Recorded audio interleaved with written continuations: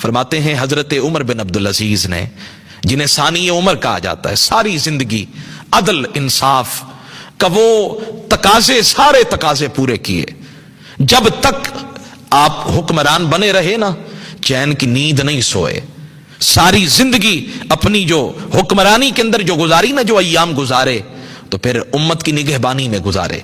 جب وقت آخر آیا نا تو فرماتے، ایک بزرگ کہتے ہیں میرا بیٹا شہید ہو گیا.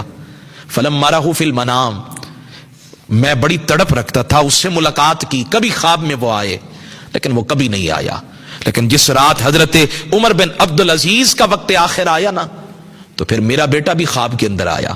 تو میں نے پوچھا ما جا ابی کا، میرے بیٹے آج تک تو نہیں آئے، میں تو روزانہ تمہیں یاد کر کے سوتا تھا، کبھی تو آؤ گے خواب میں، لیکن نہیں آئے. آج آئے ہو تو تمہیں کون سی چیز لائی ہے، آج کیسے آنا ہوا؟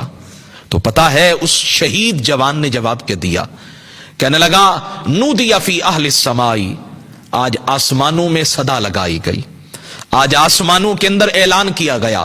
ایک اعلان ہماری مسجدوں میں ہوتا ہے، حضرات اعلان سماعت کیجئے فلاں بن فلاں کا انتقال ہو گیا، اور پھر فلاں جگہ پر فلاں وقت پر اس کی نماز جنازہ پڑھائی جائے گی. تمام احباب شرکت فرما کر ثواب دارین حاصل کریں. یہ اعلان ہوتا ہے ہماری مساجد میں، اور ایک اعلان ہوا آسمانوں کے اندر. جب حضرت عمر بن عبدالعزیز کا انتقال ہوا نا تو آسمانوں کے اندر اعلان کیا گیا. اعلان کیا تھا؟ لا یبقى نبی ولا صدیق ولا شہید.